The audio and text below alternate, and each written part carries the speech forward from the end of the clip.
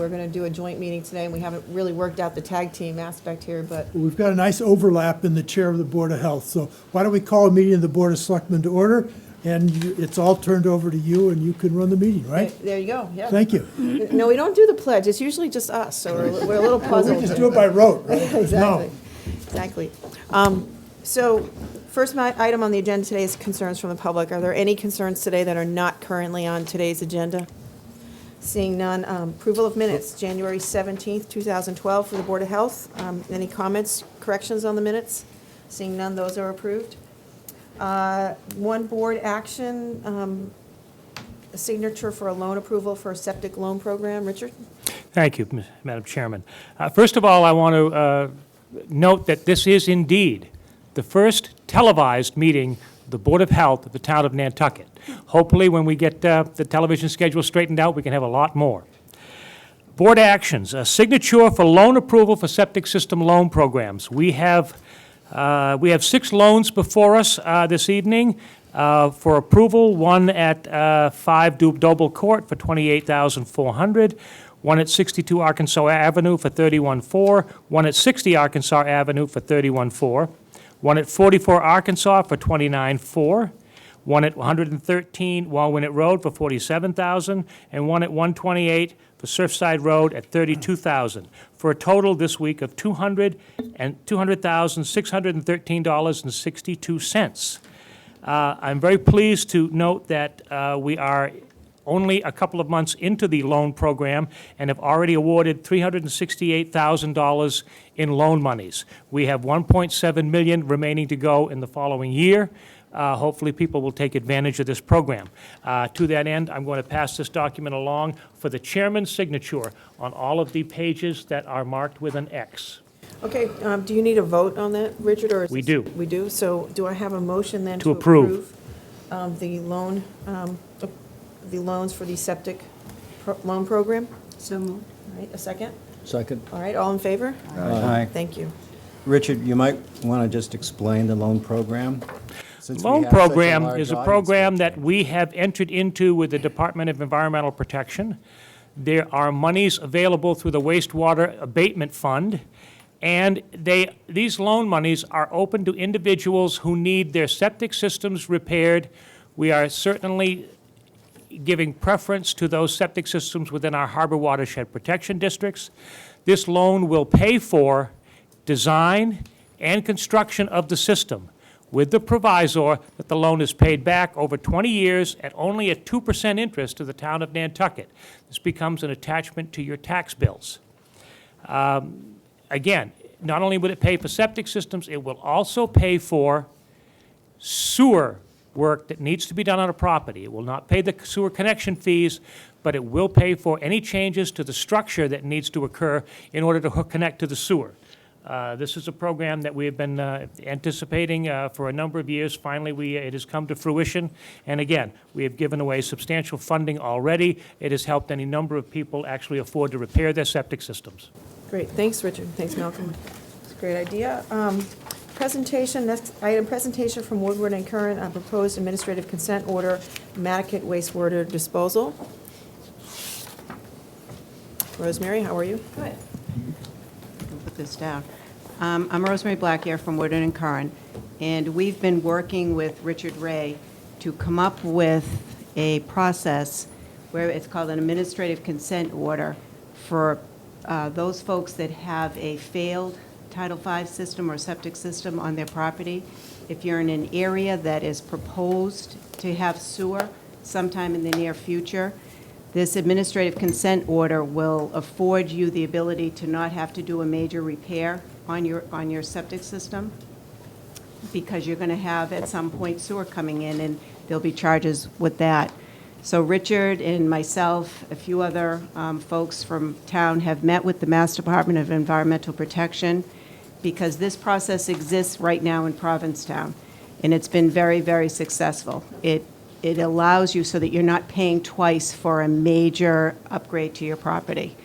We were able to get a copy of the administrative consent order that the town of Provincetown is using. It was developed in conjunction with Mass DEP and Copeland and Page, who is Provincetown's town council, it also happens to be your town council. So we've met once with town council, and talked to him about this process. So it's in draft form. It's an agreement whereby if you need a major upgrade or a repair to your system, sewer is imminent, you can enter into an administrative consent order with the Board of Health. There's a legal process. It gets recorded with your deed. There is an escrow account that's required with it, and that escrow account can be used to either pay for sewer when it comes in, or if you choose at any time during the process to upgrade your Title V, then that money goes back to you. So it's almost like an annuity account that the town is collecting. So right now, it's in draft form. I think it's up to the Board of Health to do a complete review of it, and Thank you. that's it. All right, any questions from the Board of Health, Rosemary, while she's here? On the administrative consent order? Comments from anyone on the nature of this? So Richard, are we going to, oh, sorry. I guess I have some questions. Hi, thanks, I'm Scott White. I guess my question at this point, at the moment right now would be, there's definitely the draft is in front of us. When do we as a public get a comment to, is there going to be a presentation of the full proposal at some point in time that then we get an opportunity to provide public comment to, or is this our opportunity to do it right now? Would you mean a full proposal on Because solutions in Mattocket, or on just this administrative well, consent the order? administrative, the ACO in particular, In yeah. particular? There would be a public hearing concerning this. Right now, the numbers that you find in that document they're not arbitrary, but they're guesstimates at this point.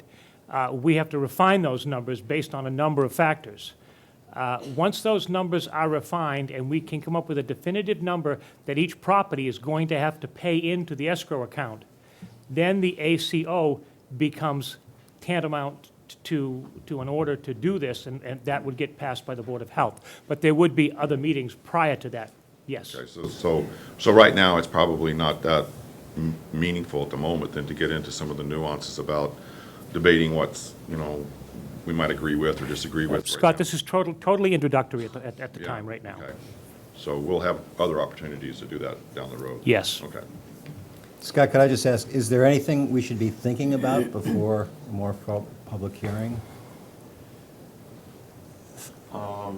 I don't want to start a whole Yeah, hearing exactly. now, That's but why I just say, at if a very this is- high level. Well, I think one thing that, I would appreciate, or that, I think ought to be complimented is the fact that either the board or whoever that's, been involved with it that has, developed an opportunity for there to be a moratorium, recognizing that if sewering is established in some of these other areas, Mattocket being one, but, other areas too, that, that there's the proper conditions so that a property owner is not having to pay twice. So I think that that's definitely a huge step forward. I think some of the other comments that I got a copy of the ACO, and I've spent the last couple of days kind of reviewing that and comparing that with, some sort of guidance through the MEP and those kinds of things. And I certainly have comments with it, but I don't know, that's why I sort of asked that first. I don't know if this is the appropriate time to bring those things up. To get into the recommended nuances of this, I think it's on the table that obviously, particularly in the Mattocket area, nutrient reduction into the harbor has got to be eliminated any way we can, or we're not going to be able to clean up Mattocket Harbor. And the options there are obviously sewer or alternative design technology. Alternative design technology certainly removes nutrient loading from many septic systems and from the soil, but it doesn't remove it all. Sewers obviously remove all of the nutrient loading. It's kind of where we're looking at right now, I believe. I think the town has to look certainly in that direction. In the interim, the ACO will place people who have a hydraulically failed system in a position where that system is going to have to be repaired. But it can be a minimal repair. It doesn't have to be Mattocket Code compliant for the time being. That's the key word, for the time being. If you have a system that is too close to groundwater but is functioning fine, We anticipated 2 or 3 years ago that we were going to have you repair those systems with some sort of immediacy. At this point now, with the ACO out there, the owner would sign the ACO with the understanding that they would not have to modify their system at this time until a definitive means of waste disposal is determined for the Mattocket Watershed Protection District and the Town Watershed Protection District also. So, essentially, if you've got a system that's backing up in your house or creating a swimming pool in your yard, you're going to have to fix it, but you're going to fix it to minimum standards with minimum expense. If you have a system that is functioning fine, is technically failed because it's too close to groundwater, we're going to allow you to leave it just like it is until this decision is decided on by the town of Nantucket. Yeah, well, Malcolm had a question. I guess, probably, one of the things I'd be interested in to see if this is something that you might have some information on or some ideas about is, but when would this ACO go into effect, essentially? I'm aware that my understanding is that the CWMP is being updated, and that I presume that with the updating of that CMP, they're incorporating the Mass Estuaries findings as far as which watersheds or subwatersheds, are providing the nitrogen loading into the systems, and there clearly are, certainly in Mattocket, there's sub-watersheds that aren't providing anything at all that don't even need to meet TMDL standards. So I guess my question is, within that, is the ACO going into effect going to wait until the CWMP establishes areas that need or are available for, recommended for sewering? I mean, I think that it should. I mean, my feeling on that part of it is that I think it would be inappropriate for, there to be areas or somebody required to use the escrow if it ends up being that they aren't going to be available for sewering anyway. You see what I'm saying? Because there's areas clearly within Mattocket that don't need sewering. As an example. I can show you on the map. My sense is that we're talking about failed systems, right, Richard? So that something would have to be done, Correct. right? Right. So, But there's areas within Mattocket, particularly some of the sub-watersheds, that by the MEP report don't need to address the TMDL issues. They don't have a TMDL problem, a nitrogen loading problem. There's some areas that obviously do. And so my point in that a little bit is that it seems reasonable to me, at least, that the CWMP, I presume, is going to incorporate that into their findings, and that those findings are then used to decide which areas, in the Mattocket as an example, can use the escrow approach, or if there's areas that probably wouldn't be sewered in the first place, that those areas Aye. go ahead and get the sewer systems repaired and in this instance wouldn't be eligible for the escrow moratorium. That's Right. kind of a question. The question is the ACO, is it going to be mandatory, basically, if it, on review, we're not going to ever consider sewering whatever area you may live in, basically? right, I mean, is it going to be paired with the CWMP findings? And my question, Richard, is also, does that include alternative systems? Because it may be that we do a combination, correct? Well, yes, Yeah. absolutely. So- I think whatever the approach is to remediation out there, Yep. the ACO, the funding that goes into the program as part of the ACO will be utilized for that. It will either pay for the cost of an alternative design system for a property, or for a sewer for the property, or a small package treatment plant, or whatever decision is determined. And those pieces of the puzzle have yet to be fit. They will come together probably within the next 12 months, but those pieces, again, you'll see some of the pieces come together at the annual town meeting when we discuss the CWMP and its revisions. The other thing to add is, in your question about sub-areas that may not need sewers based on the MEP, the MEP is only based on nitrogen. It's not looking at any of the other pollutants, any of the other criteria that was used in the 2004 CWMP to identify areas of need, being something other than an on-site system. In the Mattocket area, we're going to take, in the CWMP update, what we propose to do is take the criteria that was used in 2004, which could be fast-perking soils, groundwater, lot size density of systems, and we're going to add the nitrogen to that. The nitrogen piece was missing in 2004, but it's not the only piece. So the areas that were identified in the 2004 CWMP for needs may change, but they're not going to change just because of nitrogen. Nitrogen is going to add to them. So you may need sewers because of reasons other than nitrogen. And I So, would, but that will be updated. And I would, I'm sorry. Oh, no, go ahead, no. No, I was just going to add that ultimately, this is really just a way of placeholder, and so that there's no penalty on you, the consumer, if we should make a decision that would affect, your recently installed septic system. So, it just buys some time. We work in many towns where this is not available, and what happens is sewers come in and people, because of a hydraulic failure, which is a public health threat, and that's something that you usually have to fix right away, they put thousands of dollars into repairs. And then all of a sudden sewer infrastructure comes in, and whether it be paid by betterment or privilege fee or whatever, there's another huge cost that comes along. So this ACO is really developed to benefit you, the property owners. And it's a win-win in that the escrow, we are looking at an escrow that would be the cost to replace your septic system. And it would be collected over 20 years. They base it on 20 years, so your monthly cost is not hugely high. And if at any time during the process you decide you don't want to wait for the municipal sewer to come in, you want to repair your system, you submit a plan, get it approved, that money goes back to you. So it really is a win-win, and it's not asking anybody to do anything that you wouldn't benefit from, because that money is yours at any time. If you choose to take it back, you have to do the repair or whatever that was required. Rick? I was just trying to get a sense, Patty, for the area. In other words, is this going to apply within geographic areas? So is that the area, Richard, that you've isolated that's subject to the inspection program?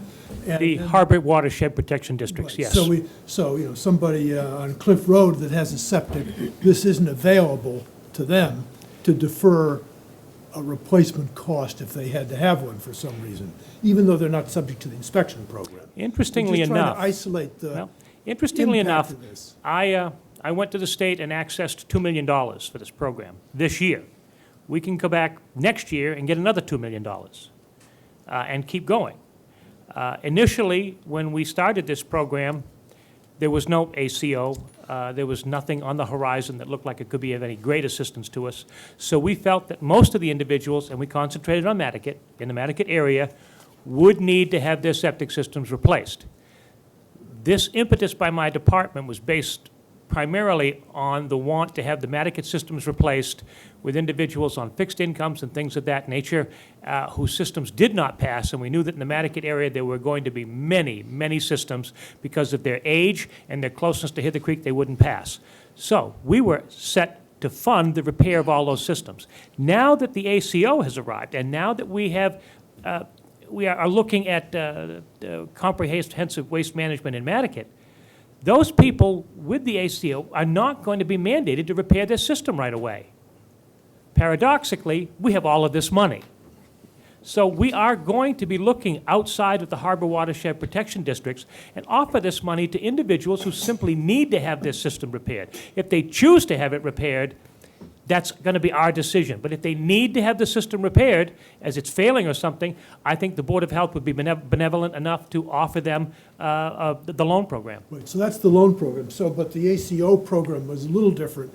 And so that's within the designated area, your harbor, That's your within- watershed protection area. Yes. And then one of the questions I've heard, and do you want to, I think it's good somehow to get some of these on the table, like someone who was in the program, repaired their septic system last year, so there's a timing issue for how this impacts new folks who may have delayed versus folks who did the program up front. Do the And so repairing. there's some equity here. I don't know how you deal with that one. We have had conversations about, at least we did, about how we're gonna handle just those kinds of things, Yeah. because there could be a grandfather period. I mean, once we set about, you know, a decision in Mattocket, which I believe is the Board of, the sewer commissioners in terms of what we're gonna do there, so that's the Board of Selectmen. right? That's correct. And then how it's implemented is going to be the Board of Health, so. Once the Board of Sewer Commissioners decides what direction we're going to take with regard to wastewater disposal in the Mattocket area, then again, the Board of Health will take the lead. Right. So as we get into questions of who pays for the sewer system, those folks who did repair their septic system, we might find a way to mitigate the cost to them compared to those who did not, where this program might apply. And I can see all kinds of gray areas. so- Right, and that's part of the That's reason why we correct. decided to do this together, because clearly, you know, this is a first run for us, because it used to be the same individuals both deciding and implementing. So we know the communication has to happen, because it's going to be tricky. This is a great opportunity for someone today who's gonna benefit from it, but you're right. Last year, the year before, 5 years ago, all of it's gonna be part of the challenge in terms of having something, you know, paid for. So we are cognizant of that, for sure. Gotcha. That's something that the CWMP update will look at too, called institutional arrangements. And it's looking at if somebody made a repair 2 years, 3 years before sewers came in, just like you said, Patty, do you grandfather them, defer them, you know, give them a certain usage out of that? Those are all things that have to be decided. Right, and, you know, we heard last night from Rosemary as the Board of Selectmen that there's a couple of other issues besides the septic that would be considered, and we have the fertilizer considerations today, which is one of those, and stormwater treatment. So again, the combination of what we do first, second, and third, along with how we implement the sewer septic issue, I think is all going to require us communicating on that level too, because I'm much more comfortable grandfathering in, for instance, a hookup if we have made ground in other areas with respect to Right. reducing There are the. multiple ways to make progress here. Right. And sort of it's a combination of all of them maybe, and so it's a complicated issue. Very. But this also sets up a time frame, and it seems that maybe in some ways that's helpful because it's going to hopefully force us to get to the end game. I would quicker agree. rather I than think later. as a Board of Selectmen, to put that hat on, we really do need to make some decisions regarding Mattocket, because Mattocket needs to know, what we're thinking with respect to at least the solution. How we implement it could take us a little longer in terms of conversation, but I do think that we do need to get there. But having the information from the estuaries and also the update is going to inform that. And we saw that in Monomoy, too. I mean, I was surprised to see, not to get off on a tangent with Monomoy since I've got Mattocket here. I was saying to Malcolm that we're going to select different sections of the island. We're sort of between the wind turbine and the triathlon, we've had a lot of Mattocket discussions. But, what we learned in Monomoy is that having barreled through, if we were going in that direction last year and sewering Monomoy, may not have been Right. best or necessary. And it emphasizes good data and information and updating the CWMP with all of that in front of us again. So- Right. Any other comments?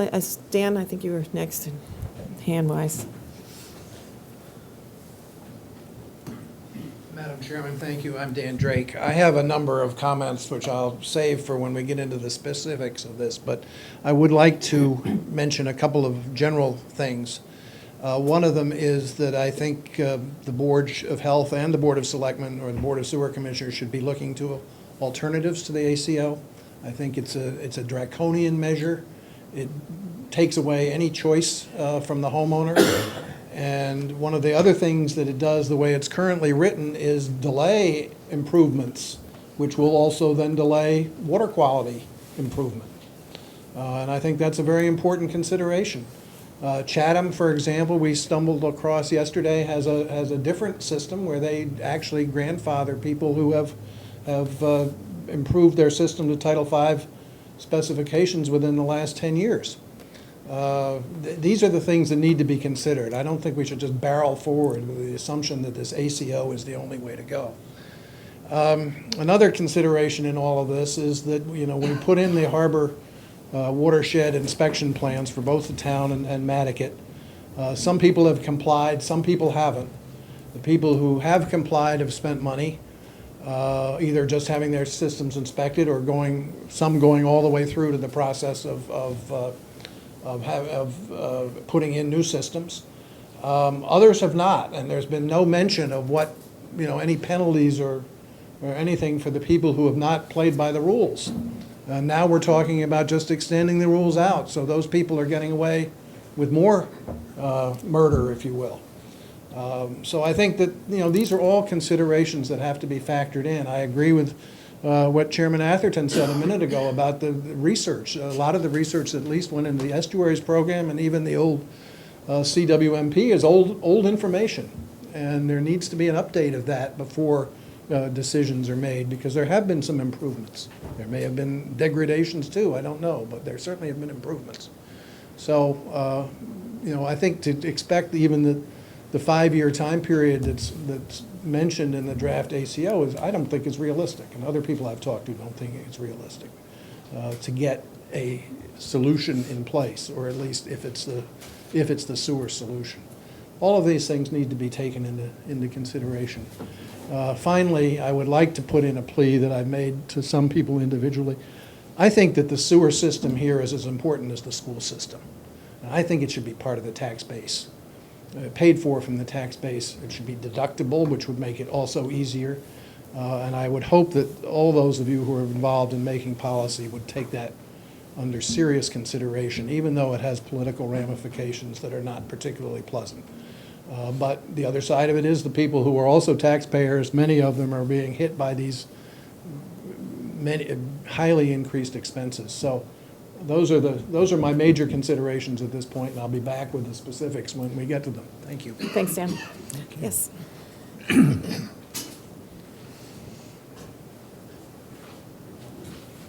Thank you, Madam Chairman, members of the boards.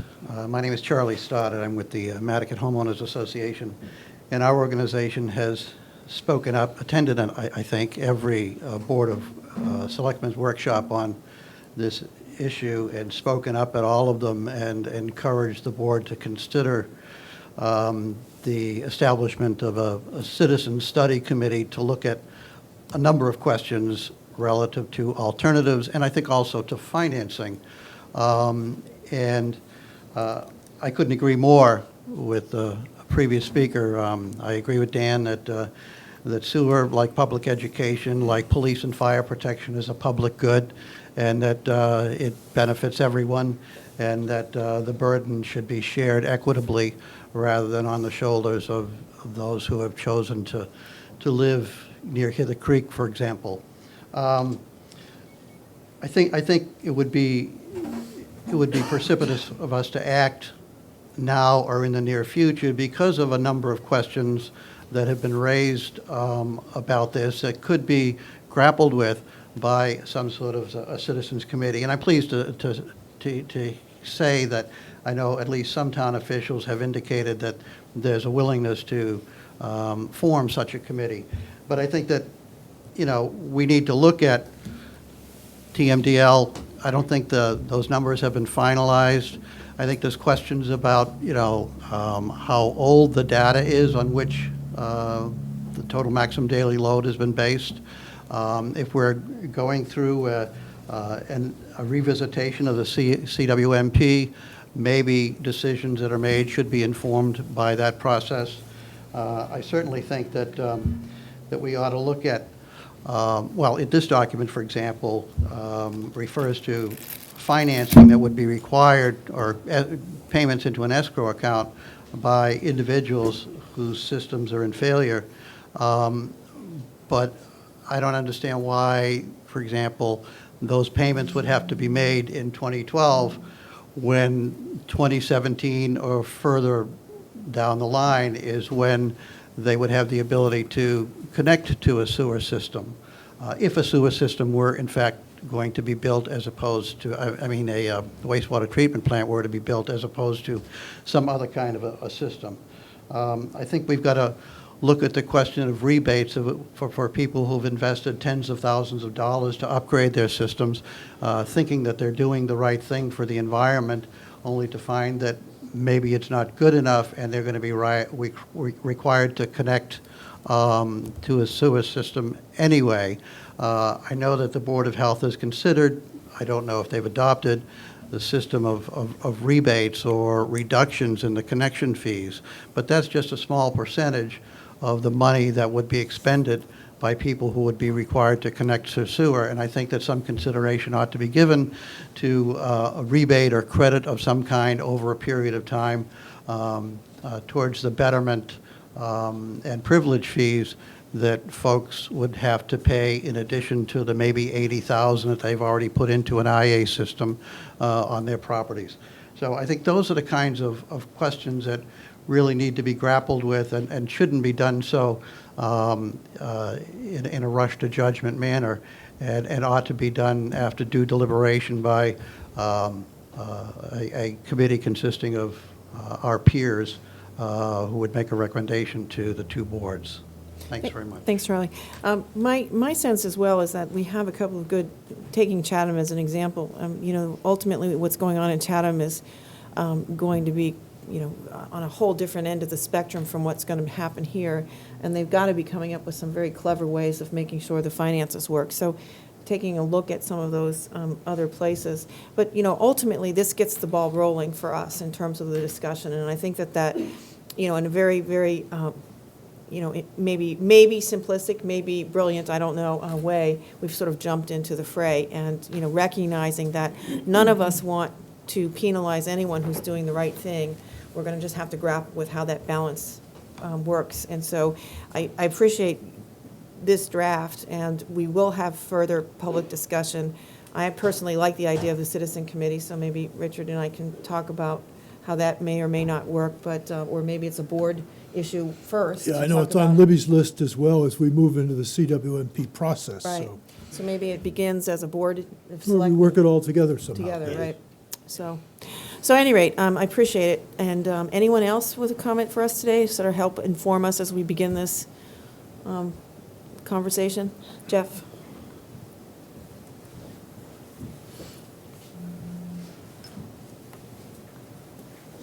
My name is Jeff Blackwell. I'm a land surveyor, and we do a lot of septic system repair work. And one of the things that struck me right away is that the template assumptions on the cost for a conventional Title V system versus an IA system seem to me to be high. I'll give you an example. We just worked on a septic system repair in Mattocket. It was an IA system. It was a mounted system, which adds cost. And there was even a notice of intent required. And the total cost of that system was $37,000. My suggestion is that that costs are tracked. I think Richard is likely to see continuing applications for the grant money, in that a broader base of information is used perhaps than what has been used to date to come up with target figures for costs. My fear is that if figures like these are used, you're going to see a rush. I would recommend to a client now to go ahead and put in an IA system and not wait for this program. Obviously, the best sort of treatment and the best quality of water in the harbor watershed areas are for all houses to be connected to municipal sewer. Even an IA system still has, even although it's reducing undesirable effluent elements, I would hate to see everybody rushing to put in IA systems when a better solution would be the connection to the municipal sewer. And therefore, I think development of accurate template numbers here is very important. It's just a thought. So, just to make sure I got this, so what you're saying is that if the template says you got to put 50,000 in escrow, just to pick a number. 55 Yeah, is the number right. that's... Well, whatever the number is, and you can build it for 25, people are going to say, I'll take my 25 and run right now.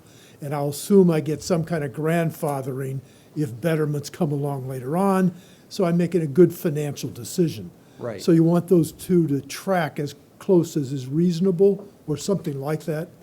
There's always going to be systems that are extraordinarily expensive, like if retaining walls are required around the leach fields, for instance. But, you know, a figure that takes into account, you know, a mean cost plus maybe a little bit of a safety factor, I think will help everybody going forward. Jeff might have missed my comment, he did come in a little late, but these numbers are certainly not arbitrary, but they are numbers that without question need to be adjusted. I mean, you've seen, I don't know if you were here for the, I wasn't, I'm sorry. Okay, I mean, we have two systems in Mattocket going in right now at 31,004, and actually, it's a system that's split between two houses. It's part of a duplex, and each house is paying 31,400. So that system costs $62,000. But there are systems that are certainly going in at a cheaper cost, and that's something that we now have the means to track. And so we will be tracking that, and that will become part of the deliberations when we look at the numbers for what people should be paying in. No question about it, Jeff. Thank you. Thanks, Jeff. Those schedules were just put in there to show you how that escrow account would track too. In talking with Richard, we took two averages. So those were never meant to be your numbers. Your numbers will be very site-specific. Those were just put in there to show you how an escrow would track like that. It's important that we had the comment because I think it clarifies for people even and more importantly. So if we're talking about a number that's 10, 20,000 more than expected, then that's a little scary, right? So I think it's great. Hand over here, yes. Giles.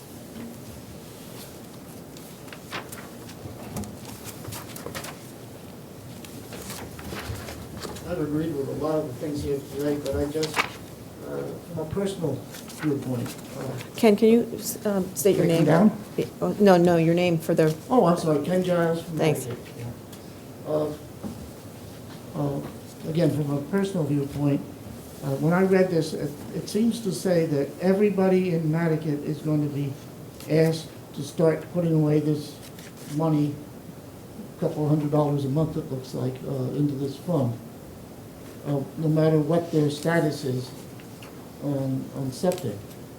Now, personally, I just I'm one of the first 8 people in there, and I'm starting to pay about $200 a month to pay off for what I just did. I put a IA system in, and I did it because I thought it was the right thing to do at this point. I could have gotten a repair, I think, and that would have been much cheaper, of course.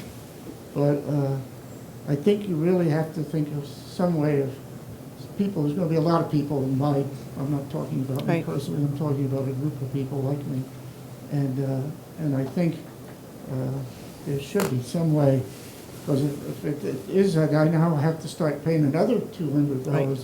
That's, you've said 2 or 3 times you didn't want us to be paying twice for the same thing, and I think that's what that really comes out to be. Is I'm going to be paying back the loan that we get through the grant, and then paying into this, and I think that's a hard hit. it's sounding to me that when we go forward with this proposal, that we should as well define some of these other issues with respect to grandfathering in and the like, because I do hear you. I think it's not something we want to see universally applied necessarily.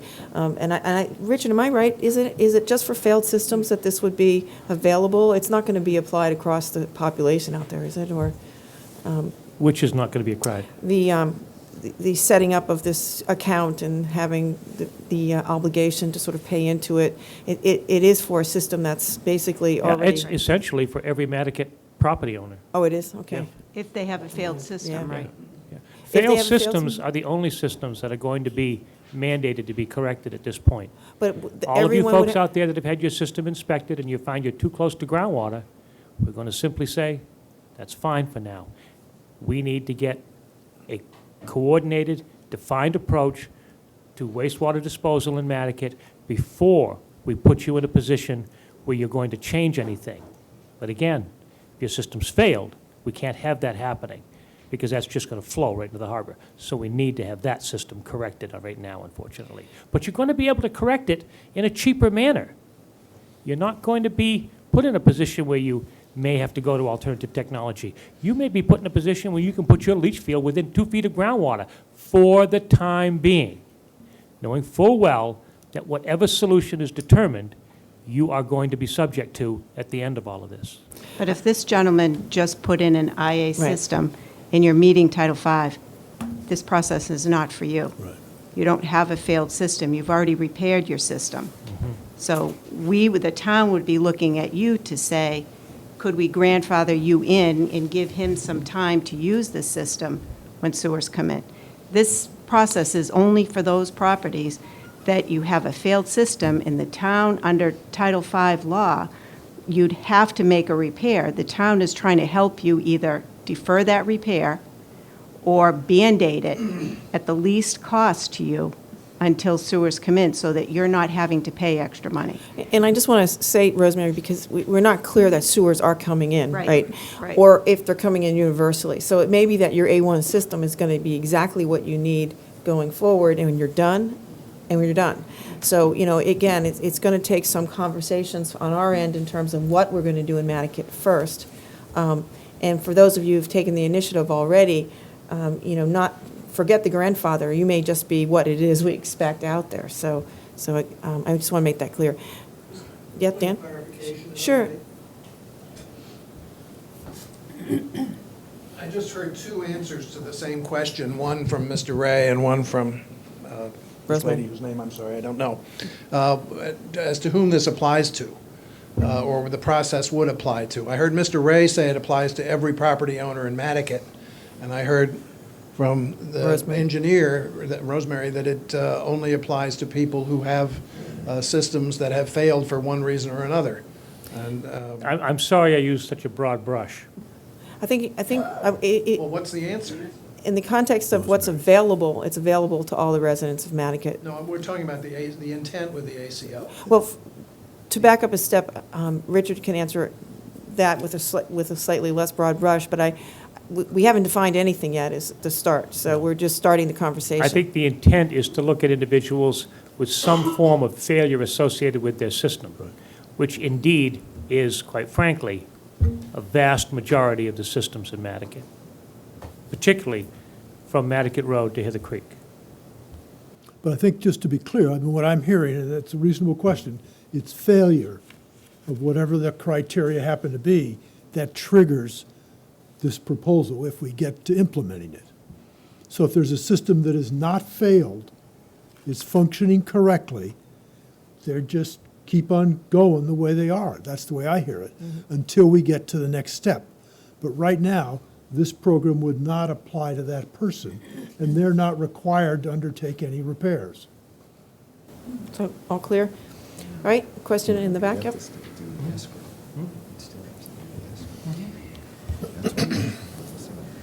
Chris Emery, Mattocket on Hither Creek. And I've been thinking about it since I read the paper, and studying a little bit. Seems like we have this, the requirements that have been placed to improve our systems that any number of us have addressed, put in new systems, had them tested, and we haven't reached the completion of the program that we just had set up, designed to protect, improve the water quality. And we're already moving into what looked like everybody's got to hook up, and you got to pay this price. That's, I mean, the way it read. And it didn't seem fair, and it didn't seem like we're waiting for the complete results of the last program that we designed that hasn't been followed through on by the private parties and by the town in making sure that the rest of the people do complete their systems, and that I think that we should do that first, or consider that, not just okay, we're gonna stop where we were, now we're gonna go on to the next program. That's one point. If I may answer that, Yes. the estuaries program for Mattocket is complete. We have the TMDL for Mattocket, and it's substantial.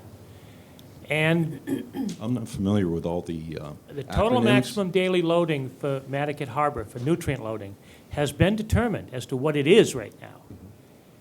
We have to find a way to reduce that number or you will witness a further degradation of Hither Creek and Mattocket Harbor. This is the means to the end. What now are we going to do to get near or get below that nutrient loading number for Hither Creek and Mattocket Harbor? We know what it is. We now need to find out how to get below it because it's pretty darn high. I think What percentage of systems haven't been improved to the level that they're supposed to be out in Mattocket? I'm sorry? I think what, Chris, if I may, I think what you're referring to is in our inspections. So we have this process in. We have an inspections Inspection process process. that's ongoing. And we've identified failed systems, and we've encouraged those systems, or mandated those systems to correct And I'll be the themselves. first person to tell you that the inspection period for Mattocket ended December 14th. For one zone, it'll end in June for the next zone. However, we are going to run a little over with inspections because we only have 2 inspections companies that are actually out there inspecting on a routine basis. And we have to work with them in a time frame. We ran into the same problem in the Nantucket Harbor Watershed Protection District and ran a year over. We may do that in Mattocket, but we are not mandating right now, nor have we mandated that individuals with technically failed systems get their systems repaired. We have mandated people who have failed systems to have them repaired, as we would do island-wide. There's been no special treatment or special orders for the people in Mattocket at this point. We have simply logged it in as a technically failed system. So the only thing we've done in Mattocket is inspect. There's been no program there that you're sort of thinking we're ending something and starting another. We've inspected systems, and now we're actually talking about a program out there in terms of how we're going to deal with the total maximum daily load. So again, it's not, you may be involved with the inspection process, but that's not one thing different than the other. The inspections are just going to be ongoing. And what Richard's saying here is that, should your system be failed, clearly you'd have to fix it. Technical failure is your proximity to the groundwater, and we're not going there yet, but we have to. So we're looking at ways of making that an easier transition for the homeowner. All right, well, Wait, could I try it another Sure. way? 'Cause I'm trying to see if I get your thought here. And it reminds me a little bit of what we did in Monomoy. And in Monomoy, clearly one option was to sewer the area, but because we weren't totally sure that sewering would accomplish our objective, we hired some folks to do a model. And we got whatever we got. Here in Mattocket, would it be helpful if we had, for example, a model that said every failed system or every system close to groundwater, put in an alternative system, okay? That doesn't take nitrogen to 0, but it takes it halfway down, or whatever the number is on average. If we did that, combined with, let's say, the fertilizer implementation strategy, or an outright ban in Mattocket, would that modeling get us close to meeting the TMDL? Or is it clear we have to go all the way to sewering to get the answer? Is that another way? Because if you stayed with a program, you'd get closer to everybody putting in an alternative and system. we won't know until people have repaired their systems That's right. enough to what change, what impact that makes. How- whether however- it's Exactly, Chris. necessary. However, we can model it. We don't can know model it. until we go through it. but However, we will could have a substantial indication once we run a few of the model runs associated with the Estuaries Program and SMAST. And that is on the agenda for the Board of Health and the Marine Department to run these programs. We They're will look at computer modeling multiple programs. concepts, sewering the entire area of Mattocket, using alternative design technologies for percentages in areas. We're going to be looking at a number of different routes. We simply do not want to throw darts at a dartboard. The Estuaries Program and its modeling will answer many of these questions, but they are still to come. Just to add to that, too, we talked last night about Nantucket Harbor. There were these models, which are scenarios that were run, and it looks at solutions to reduce nitrogen loading. The Mattocket, Massachusetts Estuaries project that was done is completely different than Nantucket Harbor. Nantucket Harbor showed, and you look at the locally controllable things. What are the nitrogen loading things that you can control locally, like fertilizer or stormwater runoff or septic? In Nantucket Harbor, the most controllable, the ones that are going to reduce the loading the most, is stormwater runoff, fertilizers. In Mattocket, it's completely different. Mattocket shows that the highest contribution of nitrogen in Mattocket is coming from septic systems. These reports are on the town's website under the wastewater action plan. So I looked at that last And night. if you go through, I mean, it's a lot of technical stuff, but if you go through and find the graphics, the figures, and there's a figure, it's a pie chart. Yep, I saw that. And it shows you that septic systems are going to be the way to reduce the nitrogen. And again, it's just nitrogen. It's not looking at the other pollutants, the density of systems. Even a properly operating Title V system in Mattocket is discharging nitrogen to the ground. It doesn't have to be a failed system.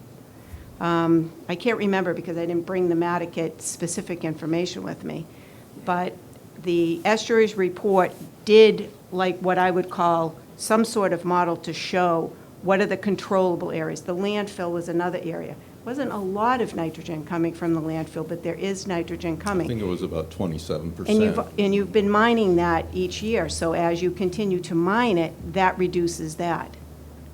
So it's, Maybe, but it's not lined yet, right? No, and And it wasn't, isn't that part of the contract they have to line the dome? that's what they're working on. One of the things we could do is we could speed up the mining process. Right, I don't think we're gonna line. The idea Yeah. is to get rid of the mountain totally.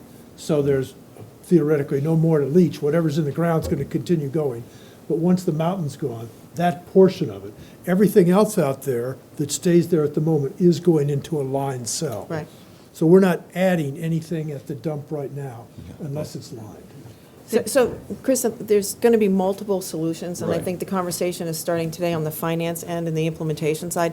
But as far as the Board of Selectmen, there'll be conversations surrounding multiples, and there'll be modeling done to sort of see what the effects might be with respect to that. We learned a lot doing that with the harbor and Monomoy, for instance. We heard about that last night. So basically, being on the creek, I assume you've got a different issue with respect to your proximity to the groundwater than some in Mattocket. And so, you're going to be a little bit more sensitive to what those solutions are, but that's what we're doing And at today. the same time, of course, we care about the quality of that Right, for the shellfish and exactly right. everything. And the ponds. It's unfortunate that we don't have the drainage with the, when it opened up, we had a lot cleaner water. Right.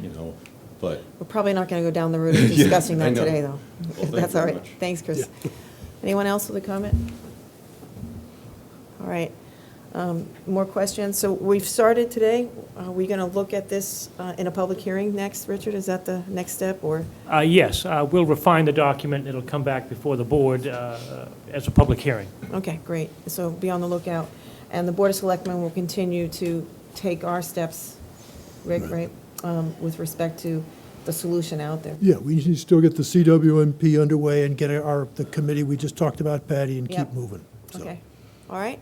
So if there's no more on that item, we'll move to the next, but I thank everyone here from Mattocket for coming in today, and we'll continue the conversation. The next is a good issue for all of you as well. It's a presentation from the Fertilizer Committee, proposed Board of Health regulations for the use of fertilizers on Nantucket.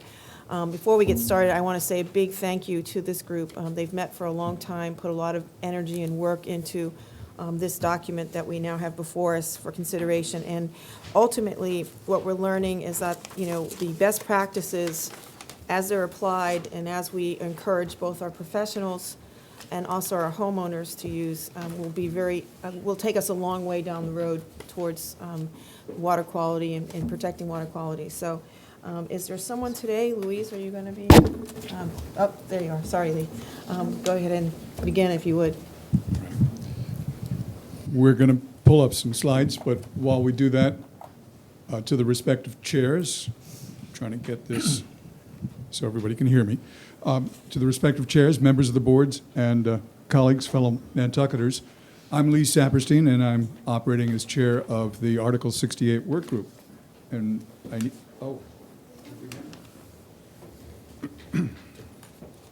so this is, in terms of layout, a brief report of 14 slides, including this title slide. And then what we hope is an interactive discussion among members of the work group and members of the boards and any questions from the community. A moment ago, one of my colleagues asked me if I was nervous about the presentation. I said, no, not really. But I am in one respect. I don't want to leave anybody out who has contributed. And the listing here is the official roster, many of whom are here. Mark Lucas, Mike Miserelli, Ernie Steinauer, Cormac Collier, Wendy McCrae, Caroline Ellis, Peter Boyce, not to forget Richard Ray, and leaving just momentarily till now, Lucinda Young, who's the glue that has held us together. She's sitting right there. So we're clustered here, except for Richard. Oh, I apologize.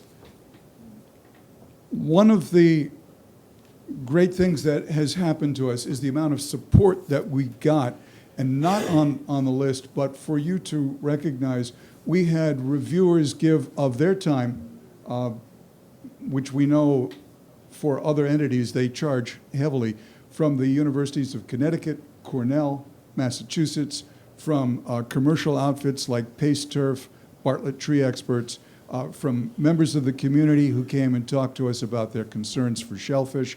Our ex officio members, Richard Ray and Dave Franzuto, gave us some very extensive talks about what the issues were. Many of the issues that we're dealing with were dealt with in the last item because it has to do with the quality of water and what the benefits of those waters are for us, for recreation, for drinking, for use as disposal, and of course for shellfish.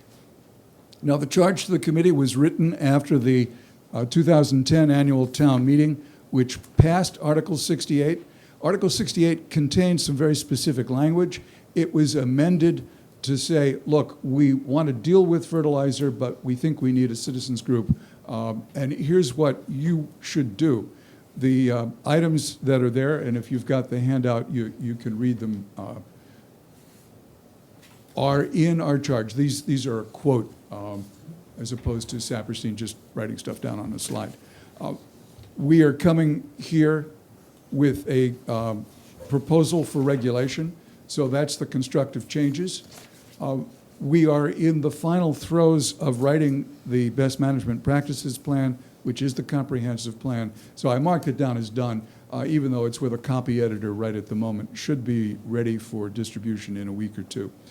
Implementation action plan is to be interactive with you as Board of Health, and time frame and budget will come out as we go. So the first step in this presentation is proposed rulemaking. We've got a parallel path.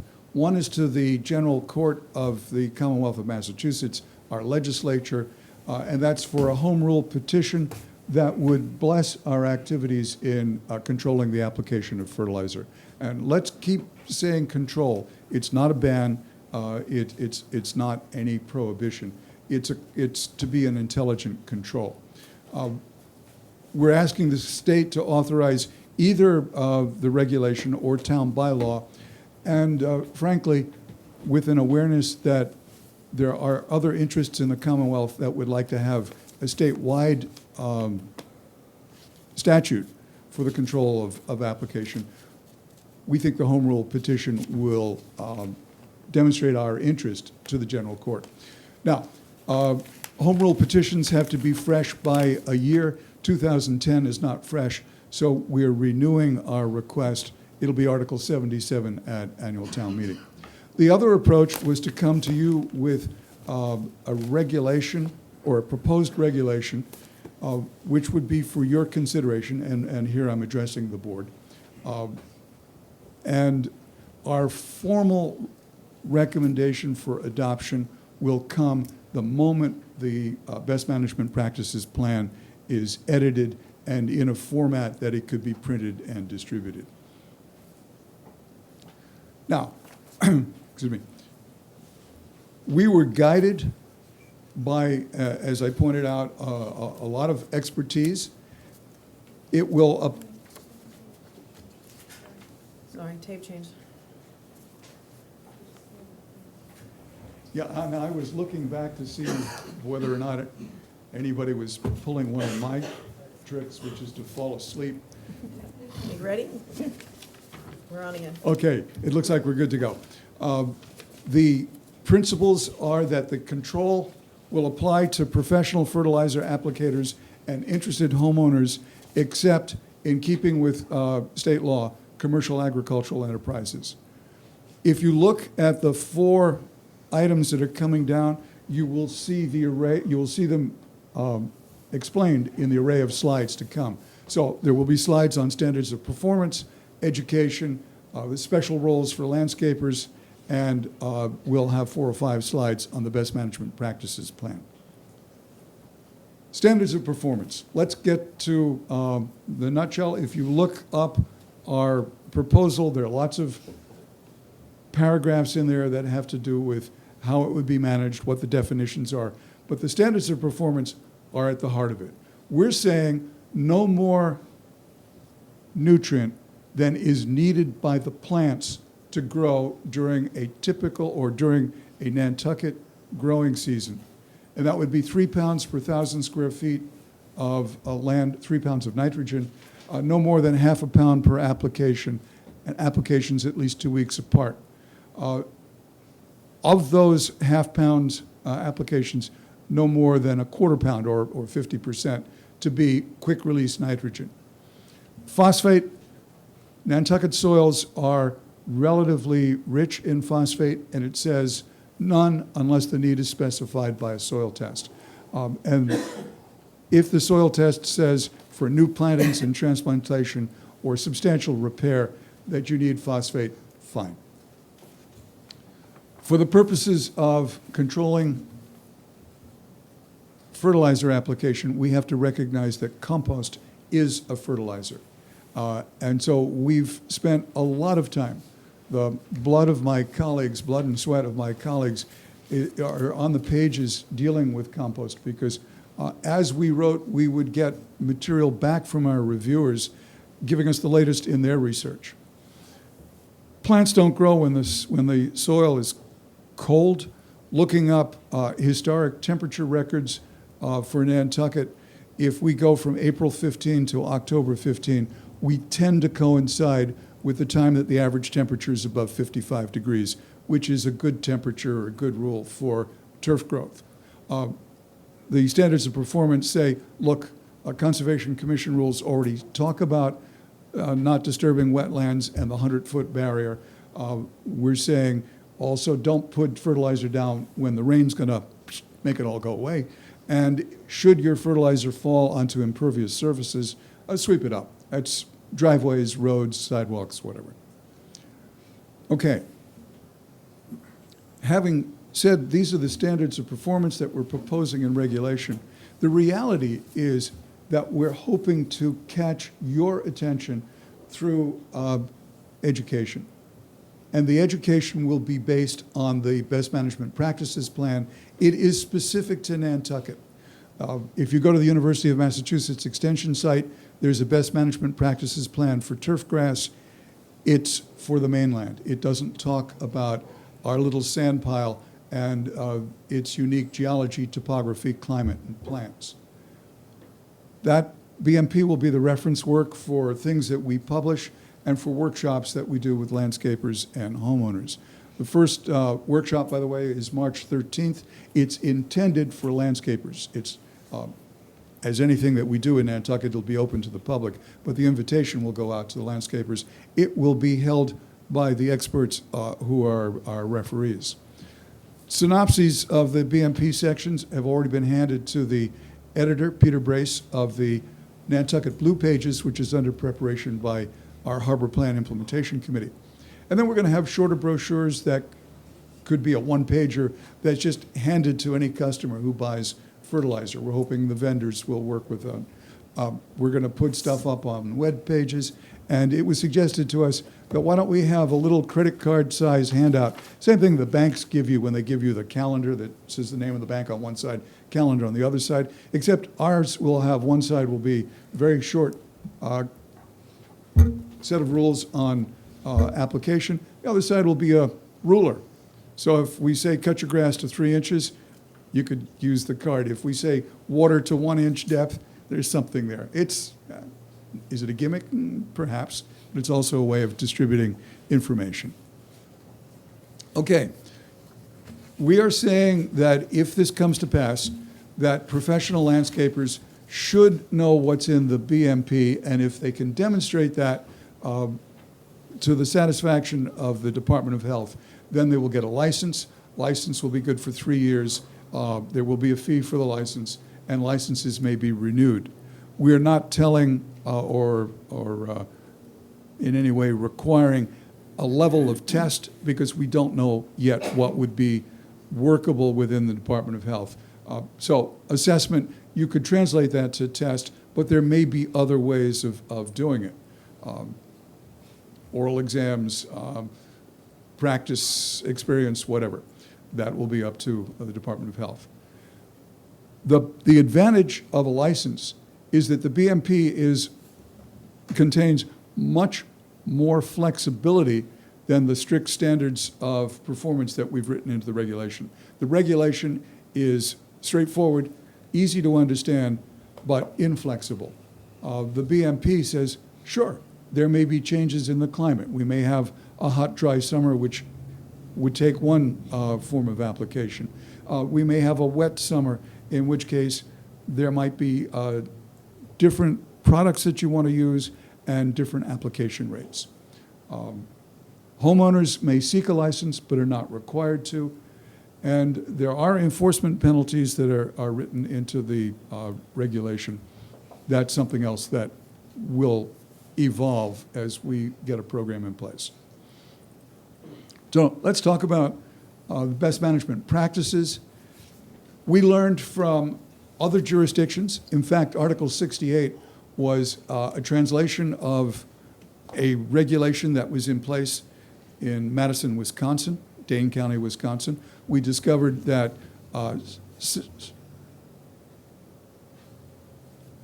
it's Sanibel in Florida. I was joking on Sarasota versus Sanibel. It's Sanibel in Florida, Suffolk County in New York, all have fertilizer application regulations, as does the state of New Jersey, statewide. So we were aware of these, and the first temptation was, well, if it works there, it'll work here. The realization that it doesn't translate is what took all of our time as we tried to make sure that this was Nantucket specific. Just in case you haven't picked up on the conversation from the last hour, nitrates, nitrate contamination, nutrient contamination high in nitrate, tends to affect the biota in seawater, marine life. Phosphates, as we know from going to the supermarket and seeing that every detergent says it's a low phosphate detergent, affects freshwater life. And so here in Nantucket, where we have had postings on the ponds, don't let your dog swim here, and other kinds of postings, may be related to phosphate nutrient contamination. So, I've already said what we're proposing is give enough for the plants. If you give more than the plants need, given the rapid movement of elements and chemicals through our sandy soils, it's going to end up in the water very quickly. Special case for phosphate, we've already said, it's a little repeat, don't add phosphate unless a soil test says it's necessary. Unfortunately for those of us, and that's I, who learned that if you want to make things grow, you got a bag of moo poo and you put it down in the bottom of the hole and the tree grew like crazy. Animal manure composts are very rich in phosphate. There are composts such as leaf litter that are not as rich in phosphate. We know that composts are very valuable for amending the soil for other purposes, moisture retention, growth of bacteria and insects. There are reasons for putting it down. The BMP says do it with care. Our organic matter content of the soils, based on soil tests done previously here in Nantucket, are somewhat lower than the mainland. If you read the UMass BMP, they talk about an organic matter content of 5 to 6% as being healthy. We haven't found many much above 3.5%, and so our BMP says don't really try and raise your organic matter content much above 4. In fact, don't raise it above 4.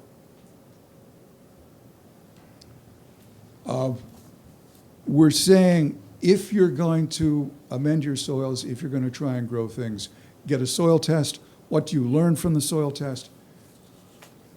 Well, one of the things you'll find out is that Nantucket soils are sandy. There's very little clay, very little silt. A loam, which is a prime agricultural soil, will be 40% clay, 40% silt, 20% sand. Our soils will be 60, 80. Am I close? I'm looking at my experts here. 60, 80% sand and the rest silt. So the soil test will also tell you phosphorus, potassium, calcium, magnesium, iron, and trace elements. It'll tell you the organic matter content, and it will tell you or estimate what the nitrogen content is on the day you took the soil test. But because nitrogen is a very fluid substance, it volatilizes, it goes up into the atmosphere. It does not tell you what it is the day that you want to put your seeds down or do your fertilizing. That's my presentation. One of the reasons for introducing the members of our work group is in case they had comments. I suspect that they do. And let me look at people from the editorial group. We've got Shellfish and Harbor Advisory Board. We've got Garden Club, Golf Course, Landscapers, UMass, or Mass Audubon, and Land Council. We're about 2/3 here. So, Any comments from the board members that are currently here? Mark, you want to talk about compost? Talk about compost. All right. Okay. Any board questions? I have a few. All right. Malcolm?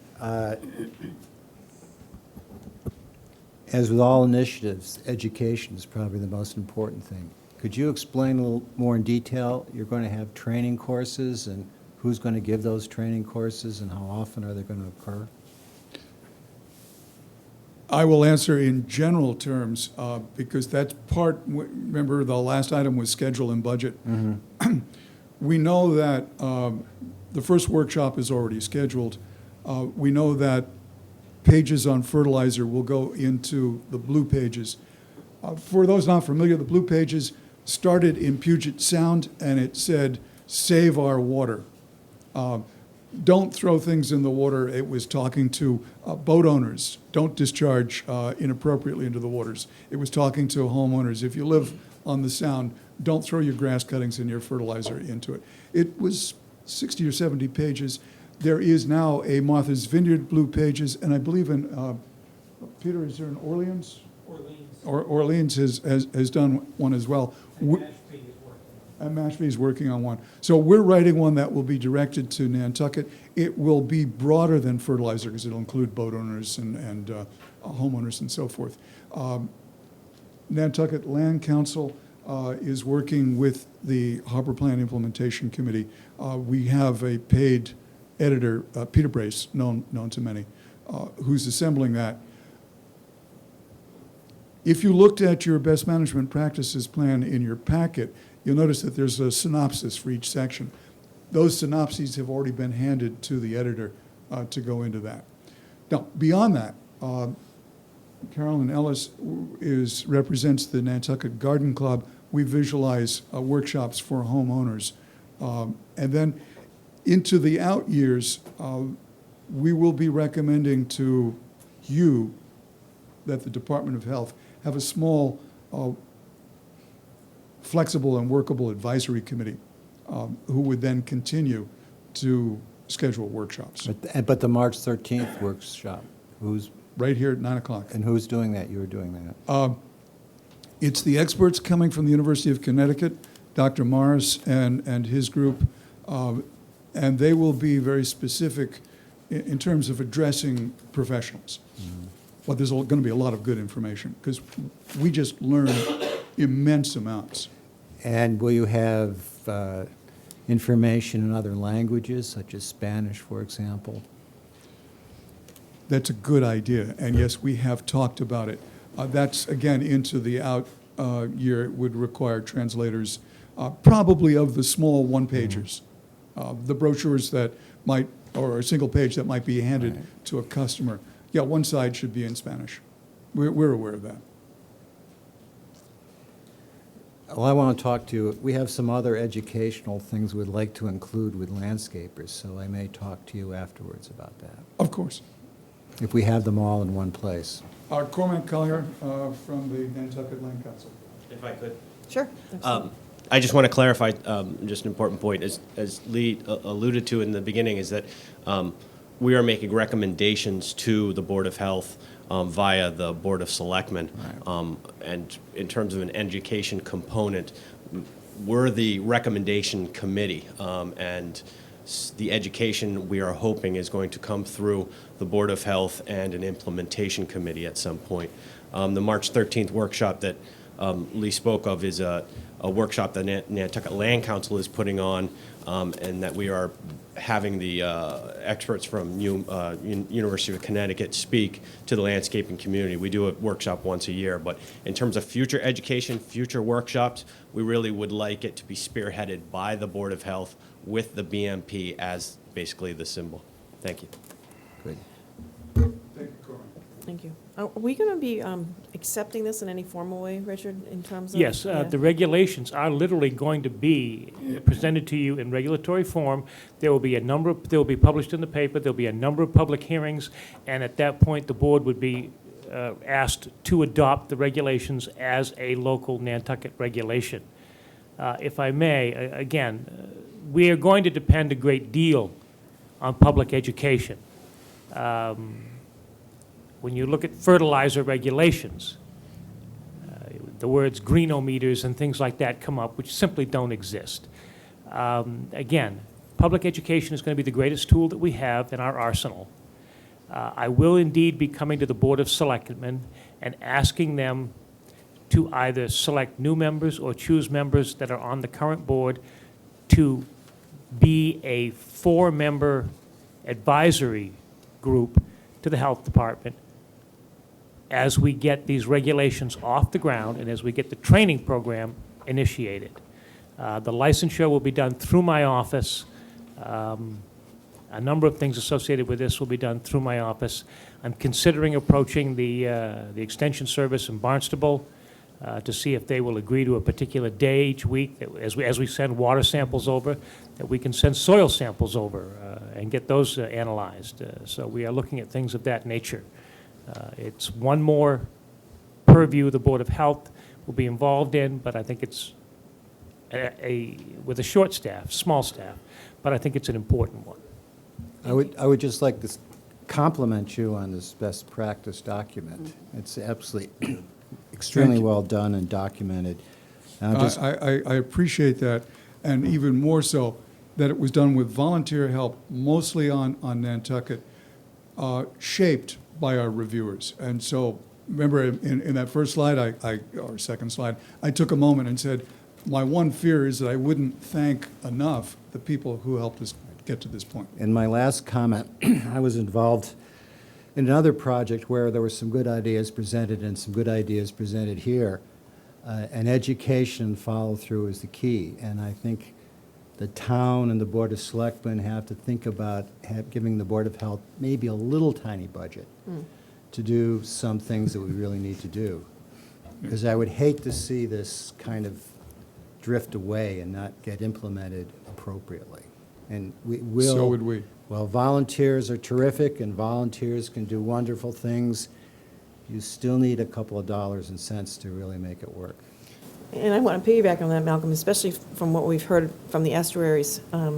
and the contributing factors, you know, they're numerous, there's no doubt, but I'm with you. There's been a lot of work done on this, and, you know, back when this all began, just organizing your thoughts and organizing direction and how that's translated has been just remarkable, so.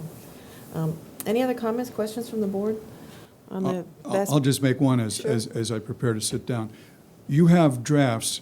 Richard was quite explicit. When the best management practices plan is ready to be released to the general public, that's when the clock should start on a formal request. And we're hoping to get that to you in a couple of weeks. Okay. Don't go too far, though, because I'd like the public to also have a chance to ask Of course. questions, if you don't mind. Anyone from the, Lucinda, yes?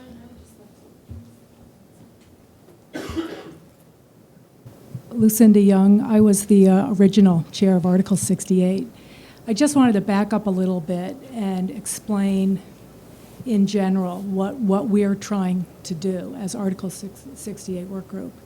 We decided early on that we should come up with a way to reduce or limit fertilizer application on Nantucket by having a program that's similar to the pesticide applicator's license, where people that apply pesticides have to learn a body of education, take a test to prove they know what they're doing and they're doing it correctly.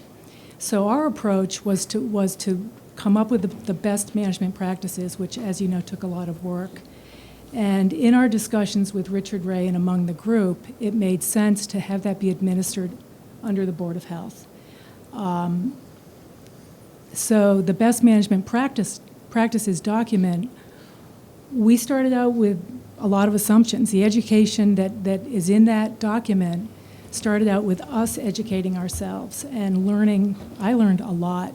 When we sent it out for review a year ago, we had some surprises. We've had to incorporate some new information, and particularly the things about compost that we learned, that we thought. I went in with the assumption that organic fertilizer's good, synthetic is maybe bad, and but if the synthetic can be limited to certain amounts, we'd be okay, but it's just not that black and white. The document, I don't imagine any of you have read the whole thing. It would be great if you did, but there's a lot of detailed information in there that we learned, and some of it is not even out in the bigger world yet. And because of our specific conditions here, the sandy soil, the shape, the geological shape of the island, we felt that it was better to have a regulation that was based on our conditions rather than one coming down from the state that's based on soils and conditions that are very different. So I just wanted to sort of stand back and give you more of a general approach to what we're trying to do. But we are basically recommending a locally administered Board of Health, education-based fertilizer regulation. We're not trying to do it. We're recommending that Richard take over. Thank you, Lucinda, very much. Ken, did you want to add a question, or? Sure. Sure. Sorry.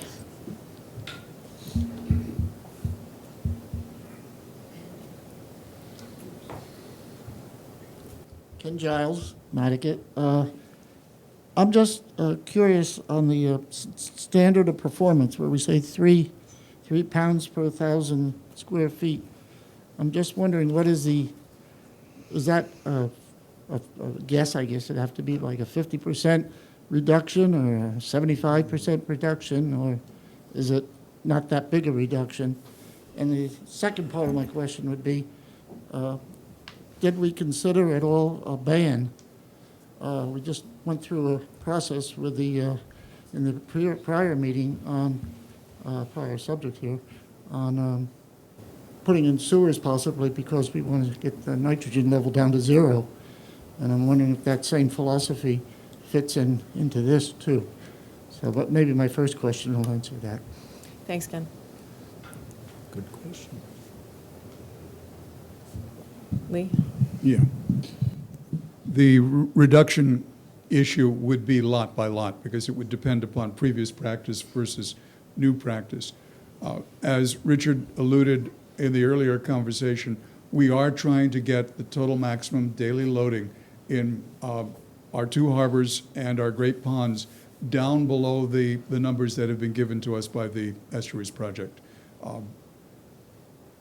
One of the simple things about nitrogen and nitrate is you can't tell them apart from their source. And so some of this is just going to have to be that we all pull together, feed our plants, but not the waters, and then see whether or not we get proof of the pudding in terms of bringing the nitrate levels down in the harbors. I wish, as Richard said, greenometer, nitratometer, I wish there were one. We know that for certain forms of pollutant, you can almost trace it back to the ship or the gas station or whatever, but not in the case of nitrates. So, yeah, if we all give the plants what they need, which is answering your second question, we're not talking about a ban. We're talking about an intelligent application for landscaping so that people will have the green lawns that they want, or shrubs or gardens or vegetable patches or whatever, but not letting it go into the groundwater. Thanks, Lee. Any other questions? Yes, Peter. Hi, I'm Peter Boyce. I'm part of the Fertilizer Committee. I think I can just give Ken a quick answer. It's almost no reduction in what, for instance, if you followed the application instructions for the Scott's Step 4, just as a commercial product. I think they were coming out with about 3.75 pounds per 1,000 square feet over the course of a year. So it's not a huge reduction at all. So. But if I recall, one of the things, Ken, that I remember from the early days was that many times it's misapplied, and that is owned across the board, homeowners alike. So ultimately, the education piece of this is going to be pretty important because it's about following the instructions, you know. So, and I think that's, you know, reinforcing that is really important. That's right. And the other problem, of course, on Nantucket soils, which are phosphorus rich, is that there's plenty of phosphorus in the Step 4, and you know, people come in, you see the bags 10, 10, 10 sitting in Marine Home Center, and that's just terrible stuff, particularly for our ponds. You know, again, to the group, but Peter, you're standing there. In the early days, too, the discussions had to do with, you know, essentially educating the distributor about what product might be available on the island, and I just hate to sort of see that go, because you're right, you know, part of it is just what you can go get, and, you know, not all of it's really well suited for the island. We have been checking that out, and the products are there. Are they on the shelves in Nantucket? Some yes, some no, and that I'm talking about both organically based and synthetically based fertilizers that are either low or zero in phosphate. They do exist. Given the timing of our presentation, it's highly unlikely that this growing season is going to be affected by regulation. So there will be time for the vendors to change their inventory to the things that we think are appropriate. And then just as a side issue, there is a shortage of both phosphate fertilizer sources and potash fertilizer sources. So the prices are going up through the roof on that. And some of the manufacturers are telling you how green they are because they have no phosphate in the bag, but it's to keep the price down. Thank you. Good, thanks. Any other comment? Rosemary? Rosemary Blackair from Woodard and Curran. We have read through the draft regulations, and we commend the town and this group for putting this forward. I think our suggestion would be, there are 2 Massachusetts Estuaries reports that were done that have a lot of information on fertilizer and its nitrogen effect. And we would encourage you to add some specific information about the TMDL so that the town gets credit for that during this whole process. In the Nantucket Harbor Estuaries report and the subsequent TMDL, there's a specific, I believe, on page 20, and these again are on the website, that talks very specifically about fertilizer loading into the harbor. So I think that can help strengthen your plan and also help the town get credit for cleaning up the water. Thank you. All right, any other questions? No? We're going to go forward then with the recommendations, and again, I thank you very, very much. We thank you for your time. Yeah, it's been a great experience, I'm sure, in terms of lots to learn. The next item is the Health Director's Report. Richard? I got nothing. Got nothing.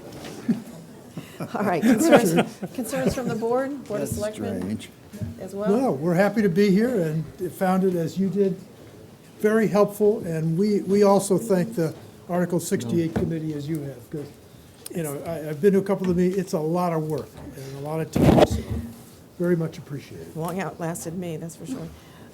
Any other concerns from the board? Seeing none? All right, then, do I have a motion to adjourn? So moved. Thank you. Second? Second. All- Let's go. Do you need to formally adjourn? Yes, we're adjourned, thank All you. right. Thank you, Whitey, for the motion, and second. He's quick. Oh, God, I'm so tired.